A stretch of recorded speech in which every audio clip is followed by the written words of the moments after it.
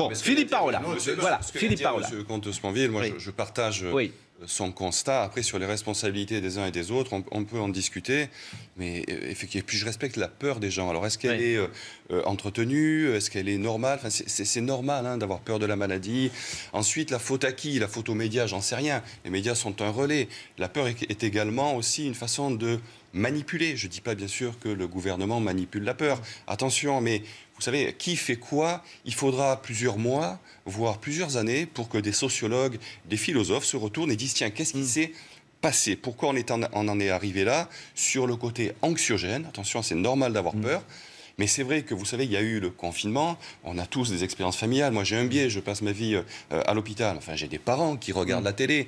Ils regardent la télé en permanence. Et quand on avait cet hiver le décompte morbide des morts du coronavirus, c'est-à-dire qu'il n'aurait pas fallu le faire. Ça peut être d'un côté une information. Enfin, quand vous voyez le compte qui augmente, c'est anxiogène. Effectivement, ce qu'on vient d'entendre sur les autres causes de la mort, on a l'impression, et j'ai beaucoup d'empathie pour les familles, j'ai eu des discussions ce week-end avec certaines d'entre elles, dont l'issue de leurs parents est incertaine, mais à la fin, on a l'impression qu'on découvre qu'on va mourir.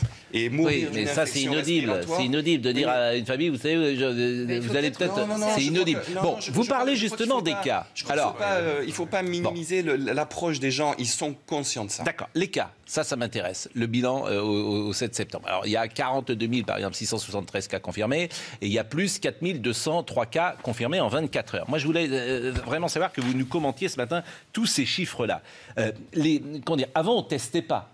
Donc il y a plus de cas aujourd'hui parce qu'on teste, mais il y a sans doute moins de cas qu'au printemps dernier en France, oui ou non? Alors avant on ne testait pas dans le pays, on testait ailleurs et on testait à Marseille. Donc moi je peux vous parler de l'évolution justement de ce nombre de cas, puisque sur Marseille à l'IHU Méditerranée Infection, on teste depuis le début. Donc la courbe on la connaît. Est-ce qu'il y a plus de cas ou moins de cas aujourd'hui? Il y a plus de cas diagnostiqués à Marseille et il y a plus de positifs dans les cas que l'on teste. Mais ça, attention, qu'est-ce que ça veut dire? Est-ce que tous ces tests positifs sont des patients malades? Est-ce que ce sont des cas asymptomatiques? Et surtout, est-ce que cette augmentation du nombre de cas est en lien avec une augmentation du nombre de morts? La réponse, c'est non. Dans les paramètres, quand vous analysez une épidémie, pour moi, le plus important, bien sûr, c'est le nombre de cas pour savoir ce qui se passe, pour savoir les patients que je dois isoler, et ensuite, combien il y a d'hospitalisations? Est-ce que c'est plus grave ou moins grave que cet hiver? Et combien il y a de morts? Ça, ce sont des paramètres importants. Ça, c'est moins grave aujourd'hui? Et là, actuellement, à Marseille, nous avons, à Marseille, en Europe et dans beaucoup d'endroits du monde, la mortalité liée au coronavirus qui a diminué, qui n'a fait que diminuer. Alors, il y a un petit rebond d'hospitalisation et de mortalité ces derniers jours, mais on part de chiffres qui sont très bas sur des patients qui sont très âgés et très fragiles. Alors bien sûr, ça veut dire qu'il faut être attentif, mais il ne faut pas non plus rebasculer dans l'angoisse. Attention, on n'avait que 2, maintenant on en a 4. Parce qu'après, ça n'a plus de sens. Je vais souvent vous couper parce que je vois que... très volontiers.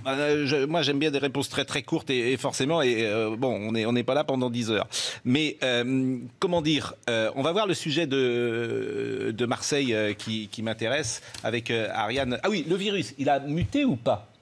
Alors, j'ai écouté notre ministre de la Santé samedi matin qui dirait « le virus n'a pas changé, n'a pas muté ».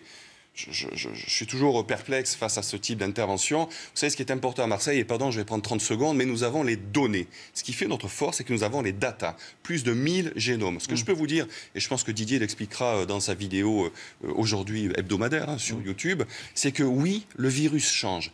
Qu'est-ce que ça veut dire? C'est que la diversité du virus que nous constatons depuis cet été, c'est plein de petits variants. Ça n'est plus le même exactement que celui de cet hiver. Mais pourquoi le ministre dit le contraire? Écoutez, j'en sais rien. Après, vous savez...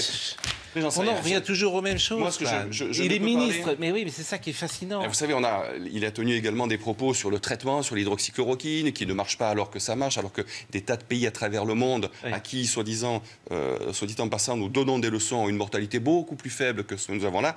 Donc malheureusement, je ne vais pas commenter les propos du ministre, je ne connais pas ses sources. Alors, il a changé le virus, mais il est moins fort aujourd'hui, il est moins nocif. Il faut bien, parce qu'après les termes sont importants, la diversité de ce virus a augmenté. C'est-à-dire qu'il y a plein de petits virus qui sont un petit peu différents.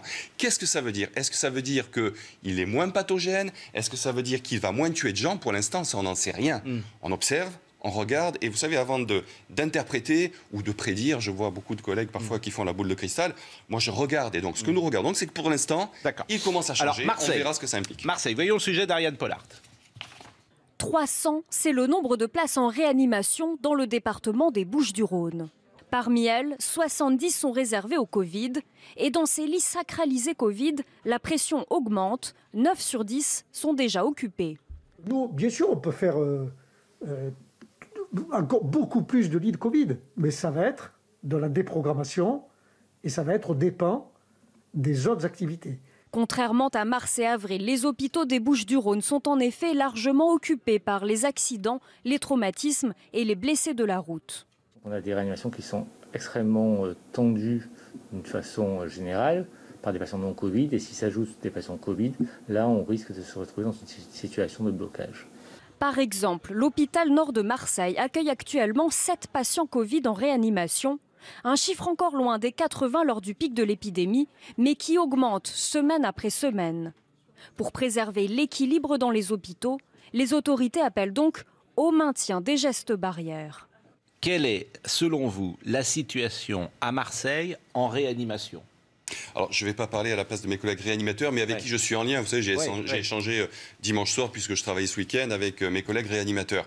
C'est la situation qui vient d'être décrite, c'est-à-dire un nombre de lits Covid qui atteint sa limite supérieure, mais pour l'instant, les choses sont organisées. Pourquoi ? Parce que contrairement à l'épidémie, tout continue. La vie continue, et heureusement pour le pays. C'est-à-dire qu'il faut continuer à soigner les autres malades. Donc, les dispositifs pourraient être adaptés si et si et si, mais pour l'instant, plutôt que de faire des si et des si, et d'augmenter encore une fois donc le caractère anxiogène, mais non, pour l'instant, enfin écoutez, moi je rends hommage à mes amis réanimateurs. Le professeur Guénier vient faire lui-même la visite dans son service pour voir qui vient en réa. Donc, globalement, les choses sont sous contrôle. Donc il y a combien de personnes à Marseille aujourd'hui ? Il faut être 70 attentif. Personnes en réanimation ? Non, pas du tout. Covid. Il y a 25 malades en réanimation aujourd'hui, mais ça rentre et ça sort en réanimation à Marseille, il y a 25 personnes. Dans les hôpitaux de Marseille. L'assistance publique des hôpitaux de Marseille qui compte 2700 lits. Il y a 25 personnes simplement. 25 personnes. Donc en réanimation, il y en a moins encore peut-être. Non, là je parle des malades en réanimation. 25 personnes. 25 les malades liés au Covid dans tous les hôpitaux de Marseille dépassent la centaine. Sur la PHM, c'est à peu près 100 personnes. Attention, expliquer pour 1 million d'habitants. Pour 1 million d'habitants. Donc effectivement, là, il faut...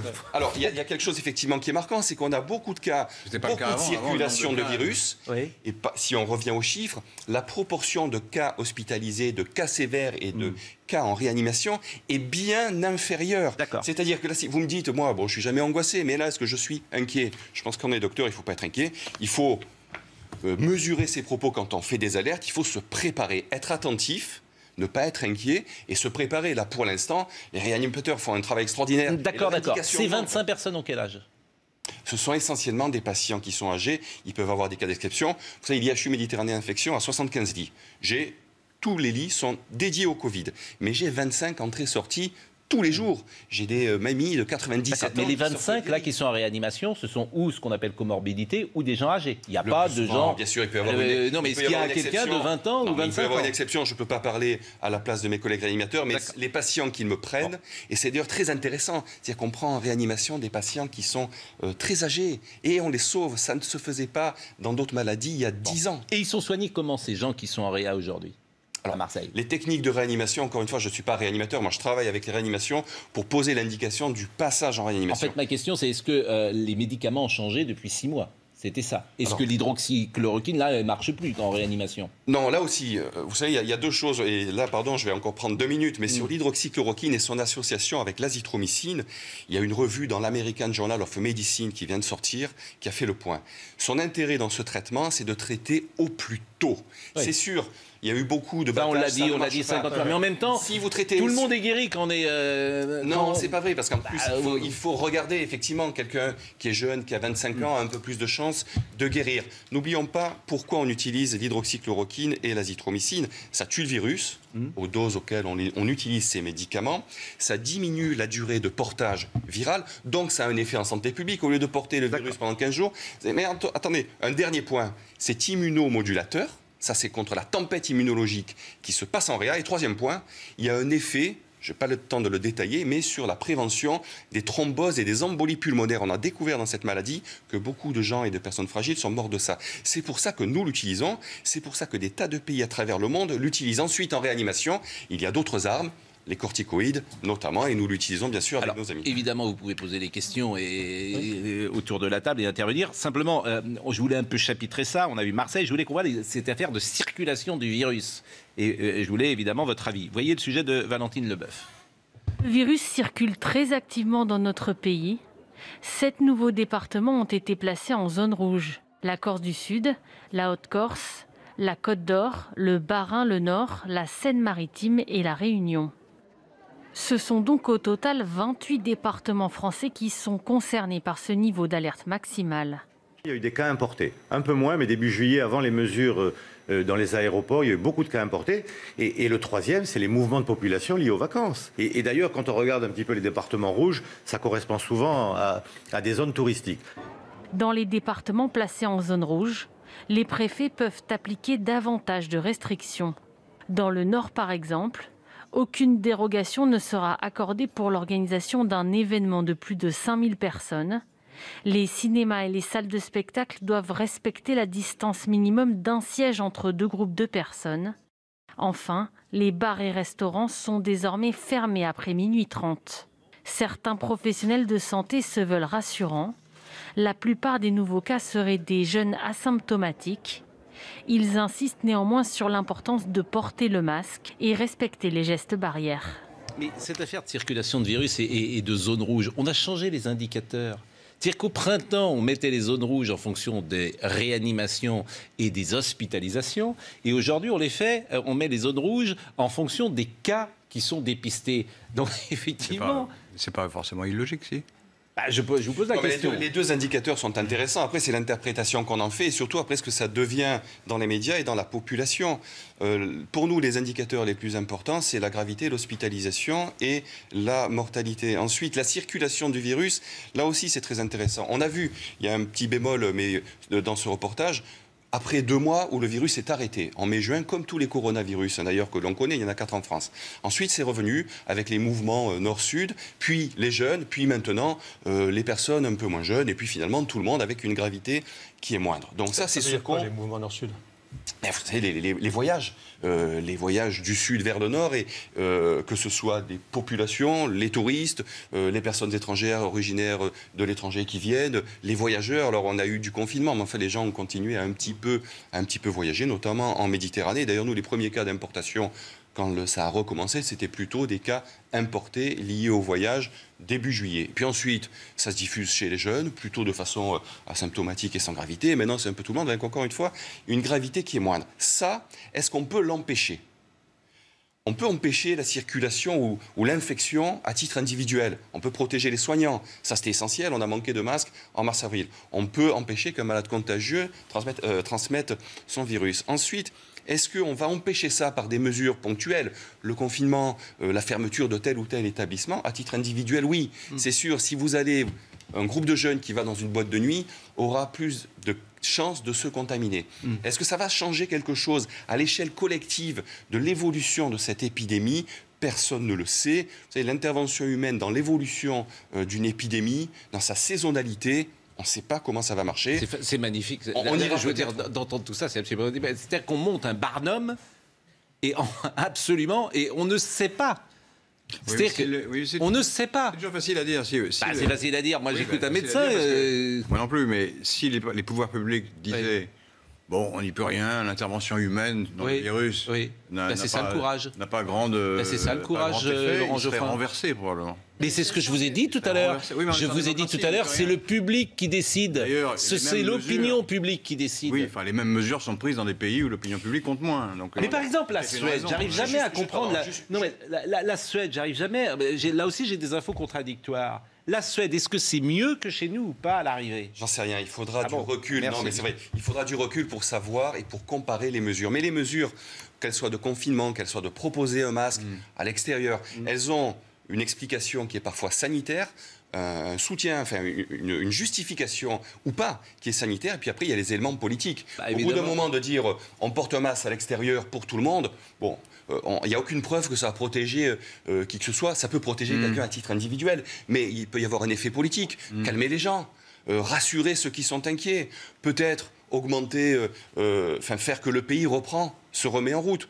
Ou au contraire, dans certains secteurs, faire attention. Au contraire, ça va tasser certains secteurs de l'économie. Donc, si vous voulez, il y a des tas de paramètres qui sont à prendre en compte pour on va marquer une pause. des décisions politiques. On va marquer une pause. Simplement une petite question sur le masque. Parce que moi, je me suis fait engueuler parfois. Donc, je porte le masque si je le mets comme ça, là. Parce qu'elle découvre le masque. Pas du tout. Mon petit nez, il est dehors. Est-ce que c'est différent de si je le porte comme ça? Oui ou non? Oui, bien sûr. Un masque, ça se porte comme vous le portez. Et si je le porte comme ça, qu'est-ce qui se passe? Non, mais ça sert à rien. Ah bon? Déjà, qu'à notre distance, là où on est, je ne sais pas. Mais si vous le portez en plus sous le nez, non, mais ça sert à rien. Si et vous puis le la vraie portez, vie, c'est quoi? mais je pouvais le porter sur la nuque aussi, ce serait pas mal. Mais non, mais sous le nez, je bougeais, j'obstruais la bouche quand même. Chacun a son style.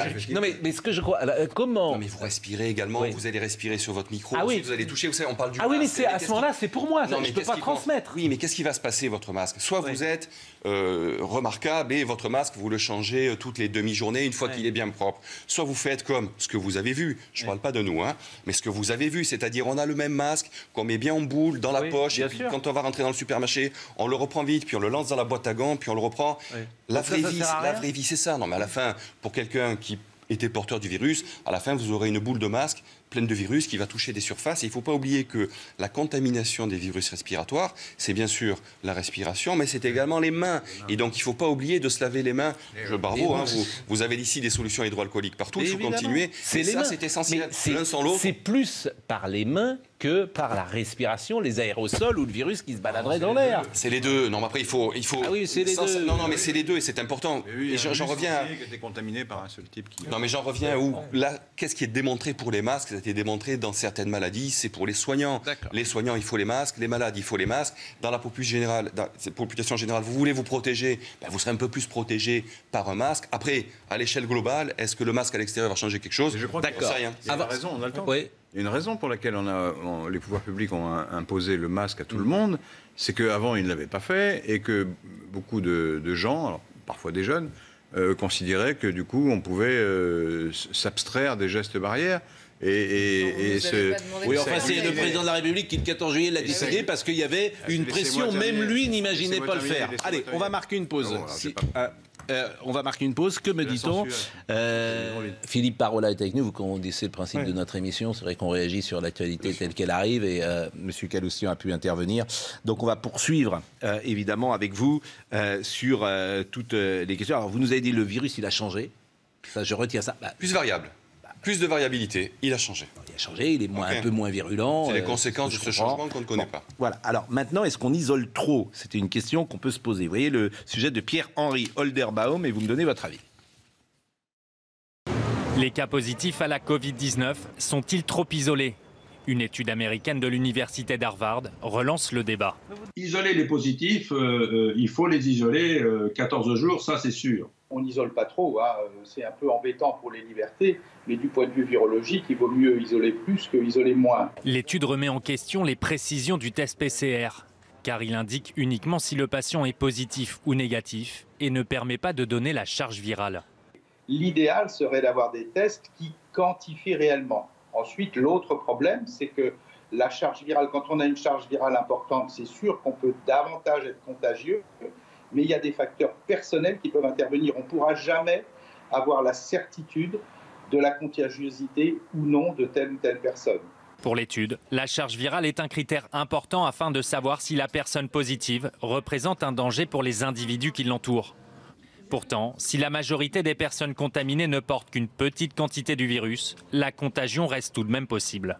Quelqu'un à charge virale faible qui reste 4 heures dans une voiture sans masque a tout le risque de contaminer les 3 autres personnes. Quelle que soit la charge virale, il est donc indispensable de continuer à appliquer les gestes barrières. Ouais, moi j'aime bien les cas concrets. La dame dit voilà, dans une voiture, vous êtes 3 heures, vous êtes contaminé, vous allez contaminer peut-être les gens avec qui vous êtes. Est-ce qu'on isole trop? Alors, dans ce reportage, il y avait 2 éléments importants. C'est la notion de quantité de virus, de durée de portage du virus et de rendu de résultats. Actuellement, les résultats, la plupart des résultats qui sont rendus en ville, c'est positif ou négatif. Quand ils vous sont rendus, pas après une semaine. Et on pourra en reparler. Sur l'IHU Méditerranée Infection, nous quantifions, c'est-à-dire nous connaissons la quantité de virus quand nous testons et nous savons maintenant... Et vous êtes les seuls à le faire, ça? Alors en France, nous sommes les seuls à rendre le résultat. Les laboratoires peuvent avoir cette notion, il faut savoir l'interpréter. Nous avons malheureusement quelques faux positifs, c'est-à-dire des tests qui ont été faits en ville, qui viennent nous voir et finalement c'est... Parce que tout le monde n'a pas la même quantité de virus lorsqu'il est infecté. Tout le monde, non. Non. Et vous avez parfois... Mais ça, c'est vrai pour toutes les maladies infectieuses ou c'est vrai uniquement pour le Covid-19? Non, c'est vrai pour toutes les maladies infectieuses. Et d'ailleurs... C'est vrai pour la grippe, par exemple. Pour la grippe, par exemple, la sévérité de votre maladie n'est pas forcément proportionnelle à la quantité de virus que vous portez ou que vous pouvez transmettre. Il y a parfois ce qu'on appelle les super spreaders, qui sont des gens qui ont beaucoup de virus et qui pourtant vont être bien... cliniquement, vont pouvoir se balader et vont être les plus dangereux, entre guillemets, sur le plan épidémiologique. Donc, un malade positif, oui, il faut l'isoler. On sait, nous, qu'en traitant les gens au bout de 6 jours, ils ne sont plus contagieux parce que la quantité de virus a diminué. C'est un des intérêts dont je vous parlais tout à l'heure avec le plaquenil et l'azithromycine. Mais vous savez, les Chinois, au début, montraient qu'on pouvait porter le virus jusqu'à 1 mois. Parfois, c'est 5-6 jours. Donc, vous dites au bout de 6 jours, on n'est plus contagieux? Non, je dis qu'au bout de 6 jours, ce que j'ai constaté chez les malades, des milliers que j'ai traités, que nous avons traités par azithromycine, plaquenil, au bout de 6 jours, le virus n'est plus vivant. On n'est plus contagieux. Et ça, c'est ce que j'ai dit. Oui, non, mais c'est ce que j'ai dit, vous me dites non. Ça, c'est quand on a... Non, mais c'est important, ça, quand même, parce que tout le monde ne dit pas la même chose. Donc, ça sert à rien de mettre les gens en quatorzaine si, au bout de 6 jours, on n'est plus contagieux. Sauf s'ils n'ont pas été traités. Parce que s'ils n'ont pas été traités, les Chinois ont montré qu'on pouvait porter le virus jusqu'à 1 mois, même l'histoire de la quatorzaine. Donc, si vous voulez, là aussi, il y a les décisions de santé publique, il faut que ça soit rationnel.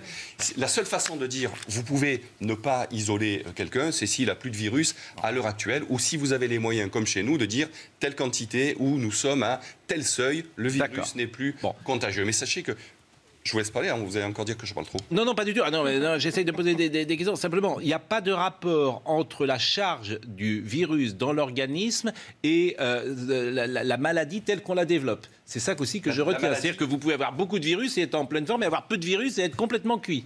Exactement, et c'est d'ailleurs une constatation chez les malades. De la santé initiale des gens ou leur âge, on sait pas. C'est des facteurs qui sont multiples et qu'on connaît mal. Et notamment dans les formes les plus graves de la maladie, chez les formes âgées et souvent en réanimation, le virus n'est en général plus trop présent, ne se multiplie plus. C'est votre organisme qui s'est retourné contre lui, mais contre vous. Et c'est ce qu'on appelle la tempête immunologique, ce qui est un des intérêts de l'hydroxychloroquine, mais également tardivement des corticoïdes dans cette maladie. D'accord. L'élément clé, oui, on peut avoir beaucoup de virus et pas être trop malade, et inversement. Bon, l'histoire des groupes sanguins. Moi, j'ai entendu dire les A et les AB sont plus en difficulté que les O+, ou les B+. Par exemple, les B+, il n'y a que 7% de gens qui sont B+. Ils traversent la vie, ils sont moins soumis aux grippes, ils ont une immunité plus forte. C'est vrai ou c'est des bêtises, ça? Écoutez, j'en sais rien, je n'ai pas lu d'éléments scientifiques. C'est sur Internet. Suffisant pour moi. Non, mais après, sur Internet, on peut trouver tout et n'importe quoi. Non, mais on dit que... De façon générale... C'est sur Internet comme si c'était l'encyclopédie. Non, quand je dis c'est sur Internet, l'histoire des groupes sanguins que B+, et O+, il y a une immunité plus forte que A et AB, ça, c'est ce que je lis sur les données scientifiques que j'ai pu lire. Je peux vous répondre en vous disant que les groupes sanguins peuvent avoir une influence sur certaines maladies infectieuses. C'est le cas du paludisme, par exemple. Pour ce qui est du SARS-CoV-2 et donc de la Covid, je n'en sais rien, j'ai rien lu d'évident. Les 14... Oui, allez-y. La nicotine, est-ce que ça immunise ou pas, finalement? Là aussi, la question est trop simple. Il y a eu une réflexion là-dessus qui concernait les récepteurs de la nicotine dans notre organisme par rapport aux récepteurs qui sont attaqués par le virus. Là aussi, vous avez lu et vu tout et son contraire. Il faut attendre un peu pour savoir de quoi on parle. Bon, alors, une question toute simple, là encore. Mbappé. On va voir ces images de Mbappé. Mbappé a été déclaré positif. Oui. Hier soir, après l'entraînement. Il a fait les tests le matin et puis on a appris le test le soir. Bon. Or, Mbappé était avec les joueurs de l'équipe de France depuis 3 ou 4 jours. Et il s'est entraîné hier. Ces images sont d'hier soir. Et vous allez les voir, ces images. Regardez. Là, il est en train d'embrasser un de ses partenaires et il est proche, évidemment, comme on est proche quand on joue au football. Bon, le match ce soir n'est pas annulé. Alors, il y a objectivement un risque que les joueurs de l'équipe de France aient été contaminés par Mbappé, donc qu'ils peuvent eux-mêmes contaminer les Croates. Bon, quand je dis que les règles sont floues et que les mesures sont incohérentes ou différentes, je voulais votre sentiment sur ce cas. Écoutez, je ne suis pas médecin de l'équipe. Les médecins ont pris leurs responsabilités. Je suis d'ailleurs très heureux de voir que Mbappé est testé le matin, le résultat l'après-midi. Faites l'expérience, allez vous faire tester, y compris en Ile-de-France. Vous verrez que dans la vraie vie, et hors circuit VIP, allez-y façon anonyme. Vous aurez entre 3 et 7 jours pour avoir le résultat. C'est des expériences familiales parisiennes. Donc vous verrez. Quel test ?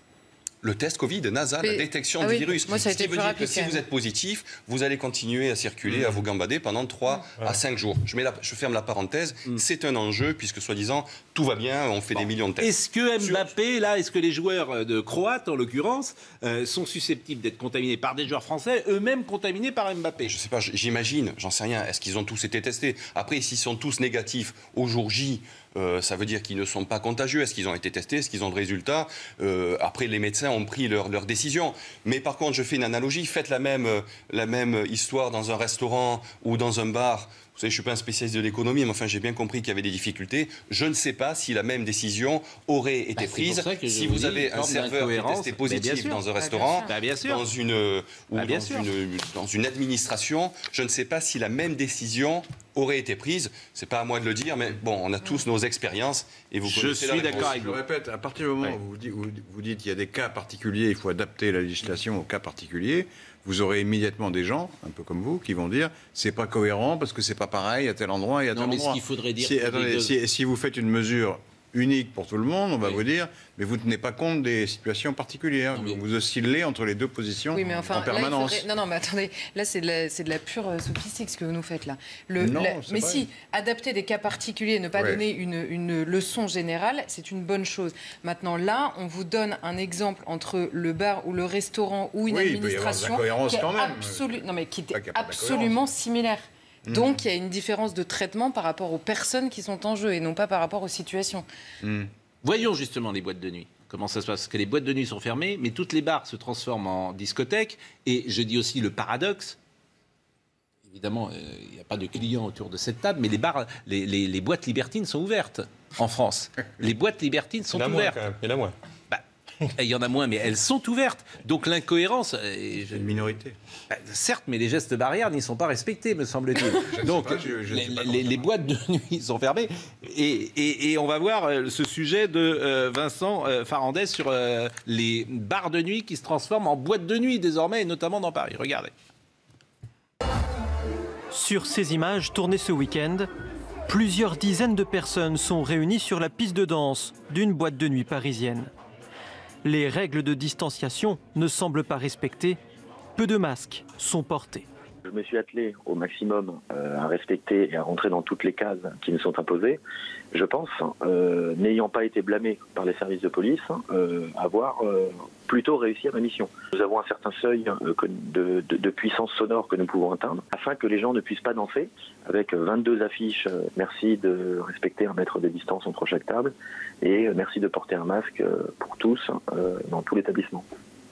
D'autres boîtes de nuit ont déjà rouvert dans la capitale. Ici, les clients sont à proximité immédiate les uns des autres. Le masque est encore une fois en option. Des écarts notables. Pourtant, les établissements, eux, ont bien le droit de rouvrir sous certaines conditions. La préfecture de police de Paris a expliqué que les établissements de type P, discothèques, pouvaient se redéfinir en type N, c'est-à-dire débit de boissons, à condition de renoncer à la danse, etc. Certains ont pu peut-être déraper. Quand je dis ont pu peut-être déraper, c'est une litote. Je sais très bien qu'il y en a beaucoup qui ont dérapé, et des exemples existent partout, et nous les avons tous. Ces dérapages pourraient valoir aux établissements une fermeture administrative. Alors moi je suis sur un compte Twitter, Jonathan Freud, que vous connaissez peut-être, qui est à la Salpêtrière. Bon. Et lui, c'est donc un professionnel, et il est plutôt rassurant, et il explique que depuis 2 mois maintenant on a du recul. Il y a eu Nice, où il y a eu une soirée avec beaucoup de jeunes, et puis on a dit vous allez voir ça va être un cluster. Il n'y a rien eu. Il y a eu effectivement tout l'été, où il y a eu beaucoup de gens... Oui, la fête de la musique, il y a eu tout l'été où il y a eu beaucoup de brassages. Le circus, il circule, mais à l'arrivée, il y a 500 personnes en France en réanimation. Donc on a quand même du recul aujourd'hui. Est-ce que...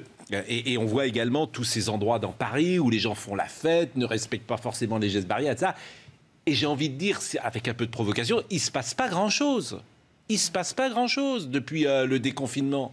Donc j'ai envie, là aussi, de dire, mais si on ouvrait davantage les choses, si on ne faisait moins peur aux gens, si effectivement on était, moins anxiogène, pour le coup. Écoutez, moi je crois qu'on a beaucoup fait culpabiliser les gens, culpabiliser les jeunes cet été. Bien entendu, quand on est dans un lieu clos, fermé, comme une boîte de nuit, le risque de transmission est un peu plus élevé. C'est évident. Est-ce que ça change, et ça va changer l'évolution de l'épidémie dans le pays, sa fin, ou au contraire un petit rebond? Est-ce que ça va changer la mortalité? Mais personne ne le sait. Donc ensuite, c'est une bascule. Le virus circule de toute façon chez les jeunes. J'entendais, oui, les jeunes vont retrouver leurs grands-parents à la rentrée. Mais enfin, les jeunes, ils voient leurs grands-parents, leurs parents aussi toute l'année. Donc globalement, bien sûr, il y aura à titre individuel, vous allez dans une boîte de nuit, quelle qu'elle soit, fermée, il y a peut-être un peu plus de chances de vous contaminer, mais ça ne changera pas forcément. C'est ce que je disais tout à l'heure. Le problème, c'est qu'on est donc on est au bout d'un principe de précaution. Le rythme, le problème, c'est qu'on est complètement perdu parce que finalement, on a remis aux scientifiques le pouvoir. C'est-à-dire que le gouvernement a dit finalement, on va écouter les scientifiques, c'est eux qui vont décider. Non, c'est pas vrai parce que les scientifiques ne sont pas d'accord entre eux. Non, mais justement, laisse-moi c'est qu'on a dit les scientifiques, c'est eux qui ont le pouvoir qui ont raison. On a arrêté le pays parce que les scientifiques ont raison. Et c'est vrai que pour le grand public, la science, c'est la rigueur, c'est mathématique, c'est absolument rigoureux. Et puis, le message des scientifiques, finalement, a été très, très confus, contradictoire, même sur des masques, quelque chose de très, très simple. Pas le même avis, il faut en mettre, il ne faut pas en mettre. Et au bout du compte, on est complètement paumé. Et moi, je suis un peu d'accord. Ça a aidé finalement un peu d'accord avec Patrick Menet. Le professeur Raoult, qui était un scientifique, lui aussi, avec sa blouse blanche, lui était droit dans ses bottes. C'est-à-dire que moi, je connais le virus, je sais ce qu'il faut faire, j'ai le médicament. Mais je suis de votre avis. Alors, on va marquer une page de pub, et je suis d'accord. Vous avez vu que Nicolas Sarkozy vous a défendu. Ah, je ne l'ai pas vu, mais... il a dit c'est très français d'attaquer le professeur Raoult. Au moins, lui a essayé. Au moins, lui s'est engagé. Au moins, lui a soigné, etc. Mais vous voulez dire que les autres médecins n'ont rien fait, c'est ça? Non, il soulignait... Au moins, lui a essayé, donc les autres n'ont pas essayé. Non, mais il soulignait que Didier Raoult a été l'objet d'une chasse à court comme rarement j'ai vu dans le domaine médical. Il a un peu provoqué quand même. Non, mais j'ai lu un de ses propos qui c'est marrant ce que vous dites. Il a provoqué. Non, il était très péremptoire quand même, non? Le problème, c'est qu'on est... franchement, alors, entre tous les médecins que j'ai entendus... C'est ça qui est bon. Pour revenir sur le fond, il y a un élément essentiel. Là, vous venez de dire quelque chose qui est essentiel. Et je crois d'ailleurs, c'était un des propos que j'ai lus de Nicolas Sarkozy, justement. Le conseil scientifique, quelle que soit sa qualité, elle a été discutée, peu importe, c'est pas l'objet. Mais un conseil scientifique, il doit conseiller le politique. Le pouvoir, c'est le politique. Pour moi, le conseil scientifique, tant qu'à faire, prendre les meilleurs du monde, si on peut, il doit conseiller le politique, il ne doit pas parler, il ne doit pas mettre de la confusion. Le politique, il a l'avis du conseil scientifique et puis il a des tas d'autres paramètres. Et je crois que ce qui était difficile, c'est d'avoir un conseil scientifique. Si vous faites ça, on va vous dire, c'est une boîte noire, c'est opaque. Non, mais ça fait rien. À la fin, c'est ce qu'on va vous dire. Oui, mais vous avez élu, vous n'avez pas élu le conseil scientifique. Vous avez les décisions, elles ont toutes. Les décisions ont toutes été prises par des politiques. Oui, mais vous avez bien vu à la télé. C'est pas les médecins qui font les lois. Donc, ils décident. En référence avec ce qu'avait déclaré. Exactement. Il fallait bien qu'ils s'appuient sur. Ils n'y connaissent rien. Non, mais je parle de la prise de parole. Je parle de la prise de parole. Oui, c'est le cas. Vous savez, les politiques, ce qu'on demande, c'est du courage, du bon sens, de la décision, avec des conseils adaptés. Si le conseil se met à parler, c'est de la confusion. La pub. Vous restez encore une dizaine de minutes. On recevra après Laurent Alexandre, qui viendra, qui est chirurgien, qui est absolument pas d'accord avec tout ce que vous dites. Je ne suis pas chirurgien, donc je ne parlerai pas de chirurgien. Mais qui est médecin. On sera également avec Régis de Castelnau, qui est avocat à la Cour, et lui qui est en pétard, si j'ose dire, en tout cas en colère contre le port du masque en permanence. Vous restez encore une dizaine de minutes avec nous, et puis après on pourra thèse contre thèse, thèse, antithèse, synthèse. Je vous donnerai une petite... évidemment. Un petit exemple sur le port du masque. On parle de décisions politiques, et il y a aussi des exigences qu'on peut avoir envers le politique quand il en a autant envers nous. La pub, à tout de suite. À tout de suite. Vous allez rester encore une dizaine de minutes avec nous, professeur Parola, et vous êtes le bras droit, quoi. Vous êtes dans l'équipe de Didier Raoult. Je précise quand même que Brigitte Millot, le 24 mai 2020, avait été la première à dire que l'étude Lancet était bidon. 5 jours plus tard, tout le monde l'avait dit, mais c'est au lendemain de la publication de l'étude Lancet qui met en cause la chloroquine, qui a ajouté au fait qu'on avait le sentiment qu'il fallait absolument abattre le professeur Raoult. Et cette étude, elle était bidon. C'est vrai que ça a créé une sorte de confusion. Écoutez ce que disait Brigitte Millot, c'était le 24 mai 2020. Je vais me faire un peu l'avocat du diable. Là, on reproche au professeur Raoult de ne pas avoir fait une étude contre placebo. Et là, l'étude dont on parle du Lancet depuis hier, tout le monde en parle en disant ça y est, on a prouvé que ça ne fonctionnait pas.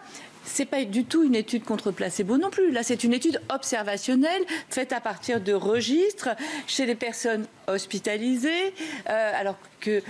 Donc, on a l'impression qu'on ne s'en sortira jamais. C'était intéressant de le souligner. Bravo donc à Brigitte Millot. Je dois préciser qu'effectivement, et je crois que c'était le même jour chez une de vos consoeurs, Sonia Mabrouk, j'avais qualifié cette étude de farce. Mais il ne faut pas oublier que c'est sur cette étude, brandie comme une autre qui avait été retirée, que le ministre de la Santé avait pris les décisions pour le pays. Bien sûr. Alors, et l'OMS. Bien sûr. Alors le paradoxe, c'est que l'Algérie, le Maroc... C'était une farce. Elle a été retirée. Globalement, on n'a toujours pas la réponse. Sur l'étude, si. Non, sur l'étude, oui. C'est-à-dire globalement, sur l'efficacité du traitement. L'hydroxychloroquine, il nous a dit tout à l'heure. Il a une réponse, mais les autorités... C'est exactement ça. Vous aurez ma réponse. Les autorités n'ont pas de réponse. Exactement. En tout cas, ils n'ont pas de données. Ensuite, vous avez l'accumulation. Encore une fois, je vous envoie à regarder deux choses. Les pays du Sud, Algérie, Maroc, Sénégal, Niger, Mali, regardez leur politique, accès aux soins, prévention des phlébites et traitement précoce. Regardez leur nombre de morts rapportés à la population, premièrement. Deuxièmement... Ils sont mieux sortis que nous. Mais bien sûr, en Algérie, 1500 morts pour une population qui doit être autour de... Et il n'y a pas eu de confinement. De 45 000. Il y a eu des confinements adaptés à la culture, adaptés à des régions. Dans tous les pays que je viens de citer, il y a eu des subtilités de confinement. Mais attention, il y a eu un accès au docteur, un accès à l'oxygène et un traitement précoce. Et une revue américaine vient de sortir. Vous savez, les données s'accumuleront. Là, le débat est trop sensible. Pourquoi vous allez m'écouter, moi, qui suis pro? J'ai une expérience de 6000 patients traités. C'est assez significatif. Je ne pense pas qu'il y en a dans le monde, dans autant de malades suivis des formes très peu sévères jusqu'aux formes très graves avec nos amis réanimateurs. Donc ça, c'est une façon de m'écouter poliment et vous êtes gentil. Mais par contre, les données s'accumuleront. On verra, la paix se fera, croyez-moi. Après... Quand on est une autorité et qu'on a dit, ça ne marche pas, attendez, il y a une méta-analyse qui vient de sortir. Cette méta-analyse qui vient de sortir, elle a été contredite par une autre beaucoup plus sérieuse. Donc, attention, moi, je peux donner mon avis, vous pouvez m'écouter. Quand on est une autorité et un politique et à la tête du pays, il faut faire attention de dire, ça ne marche pas, parce qu'après, l'histoire va vous regarder. C'est le temps qui dira qui a raison. Exactement. Personne ne peut savoir aujourd'hui qui a raison, qui a tort. Et le problème, c'est que le passionnel autour est énorme et on est soit pourquoi ils l'ont pas pris Il y a à l'échelle mondiale une série d'études de traitement, c'est ça? Si, il y a cette revue American Journal of Medicine qui vient de sortir aux États-Unis. Il rapporte ce qui s'est passé en Inde, ce qui s'est passé dans le Sud. Encore une fois, on regarde trop ce qui se passe en France et en Europe et dans certaines parties des États-Unis où le débat est devenu pro-Trump et contre Trump. Alors là, on tombe dans un délire total. Les écoles fermées. Je voulais qu'on voit ce sujet parce que j'ai l'impression que là encore, on va fermer. Non pas toutes les écoles, mais on entre dans un circuit où pour un cas, c'est l'agence régionale de santé qui peut prendre la décision. Un cas dans une école, dans une classe, tu peux fermer une école si l'ARS décide. Donc c'est quand même très, très, très étrange. Voyez ce sujet de Johan Giametta d'Angelo et la difficulté pour les mamans et les papas, évidemment, d'accueillir les enfants lorsqu'ils ne sont pas à l'école. Depuis jeudi, 2 jours seulement après la rentrée scolaire, cette école maternelle du 14e arrondissement de Paris a déjà renvoyé une partie de ses élèves à la maison. La cause, une fillette a été testée positive à la Covid-19. Une classe entière de cette école est maintenant fermée. Les parents, eux, sont contraints de se débrouiller tout seuls. J'ai dû tout arrêter, j'essaie de travailler de 22h à minuit en étant crevée. Mon fils se réveille à 5h30 du matin, je dors 4 à 5 heures par nuit. Et effectivement, comme je vous disais, c'est des éponges, donc il n'est pas bien quoi. Il n'est pas bien, je suis pas bien, personne n'est bien. Au total, ce sont 21 enfants de l'école maternelle qui doivent être gardés par leurs parents pendant au moins 14 jours. Chacun doit s'organiser, malgré la reprise du travail. Je suis toute seule avec les 3 enfants, dont le deuxième, le Timaël, que je dois garder à la maison pendant 15 jours. Donc au niveau du travail, on s'adapte. J'ai des collaborateurs et des supérieurs très accommodants, mais enfin ça reste compliqué de travailler. Si l'une des classes de la maternelle a été fermée, les autres élèves, eux, peuvent retourner normalement à l'école. Vous vous rendez compte, on nous dit que les enfants ne transmettent pas le virus. effectivement, ils sont moins ou pas malades, en fait. En dessous de 11 ans, ils ne sont jamais malades. Et on ferme des écoles. Et on ferme des écoles toujours au nom du... C'est 28 écoles, mais il y a combien d'écoles en France? Mais on vient de rentrer. On vient de rentrer, Laurent, ça fait 8 jours. Oui, d'accord, mais enfin, ça porte sur un tout petit nombre. Mais on vient de rentrer. Et alors à l'arrivée, on va en avoir combien? On ne sait pas, mais peut-être qu'il n'y aura pas plus. Et puis pensez à ces 28 écoles. Mais vous ne répondez pas à mon argument. C'est quand même un si, j'ai répondu. Minuscule. Mais Laurent...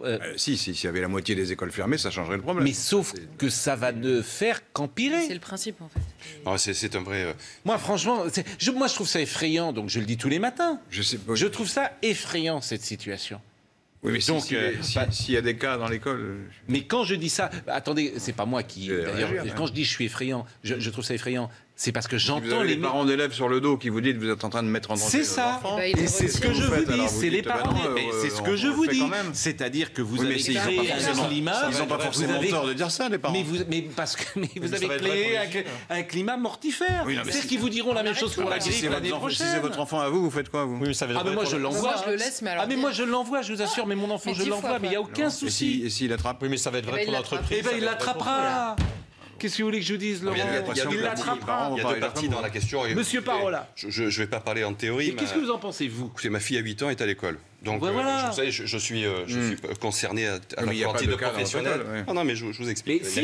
L'école est ouverte. Est-ce que ça a un sens de fermer des écoles? Il y a peut-être des cas particuliers, je ne peux pas me prononcer. Mais effectivement, vous l'avez dit, les enfants font pas ou peu de maladies. Une des angoisses qu'il peut avoir, c'est si des enfants ont été positifs, l'inquiétude de l'adulte ou notamment des enseignants. Mais à ce moment-là, vous savez, moi je travaille avec des malades Covid positifs, je baigne dedans toute la journée et j'ai un masque. Donc après, une façon de répondre à l'angoisse des enseignants et pas forcément des parents, pardonnez-moi, c'est une expérience personnelle. L'angoisse des parents, là, actuellement, c'est que l'école ferme. Parce que qu'est-ce qui va se passer si l'école ferme? Les petits de 8 ans, vous savez où ils vont? Où est-ce qu'ils vont, les petits de 8 ans? Ils vont être gardés par qui? Par les grands-parents. Par les grands-parents. Et ça va être un souci. Heureusement, ça circule assez peu chez les enfants, mais si c'est un cas positif, il va chez les grands-parents, et là, on rentre dans quelque chose, même si on l'a dit, c'est un peu moins sévère, c'est plutôt les personnes âgées, voire très âgées. Mais ça mériterait une enquête sur les écoles en question, pour savoir pourquoi elles ont fermé. Mais ça mérite un peu de rationalité. Tu les fermes pour toujours la même raison, tu les fermes parce que... vous avez fermé Mais parce que tu as la trouille, enfin... Il faut tout fermer, il faut faire une... Tu la fermes parce que... Mais... Tu la fermes parce que tu vas jusqu'au bout du principe de précaution. Je ne sais pas, vous devriez envoyer un journaliste sur place qui demande aux gens pourquoi ça est fermé. Vous êtes journaliste, non? Mais il y a 28 écoles, je vous assure, c'est toujours les mêmes systèmes. Les gens se protègent, c'est dans un système où ils ont tellement peur eux-mêmes. Le directeur de l'ARS du coin se protège. Il y a forcément des parents qui veulent. Je supposais, je ne sais pas. Eh bien oui, mais s'il y a des parents qui sont extrêmement inquiets, ils retirent leurs enfants. On ne peut pas supposer à l'avance une chose avant d'y avoir été. Oui, mais si on ferme à chaque fois qu'il y a quelques cas, il faut fermer les usines, il faut fermer les métros, il faut tout fermer. Bon, on va conclure avec vous. On va conclure. D'abord, le confinement, c'était une erreur ou pas? L'histoire le dira. Vous savez que... Non, mais c'est important, c'est important. Après, il y a mon avis personnel, mais... C'est ça qui m'intéresse. Écoutez, si on regarde à titre individuel, dans certains pays, Italie, Espagne, on sait qu'à titre individuel, on ne s'est pas moins contaminé, voire plus contaminé en étant en télétravail et confiné. Ensuite, le confinement, il n'est pas que sur la transmission du virus et le nombre de cas. Le confinement, il a un rôle ou des conséquences sociales sur la peur, sur les autorités, sur le temps de reculer en disant comment on s'organise. Et donc ça, c'est l'histoire qui le dira. Sur le plan sanitaire, non. Bon. Sur le plan social, économique, on verra quelles seront ou quelles ont été les conséquences positives ou négatives. Il faut un peu de temps. Eh ben, je vous remercie vraiment grandement. On va recevoir le professeur Laurent Alexandre dans quelques instants. L'interview de Didier Raoult qu'avait réalisé Laurence Ferrari était absolument formidable, intéressante. C'est la meilleure interview d'ailleurs qui a été faite du professeur Raoult. Et puis saluer le professeur Raoult. Il ne veut pas se présenter à la présidentielle. Ça, vous pourrez lui demander, mais je crois qu'il a toujours... Il n'a pas envie d'avoir un rôle politique. Non, mais je crois que pour le pays, pour nous, c'est bien qu'il continue à faire son métier de docteur et de scientifique. Bon, bah écoutez, saluez-le pour nous.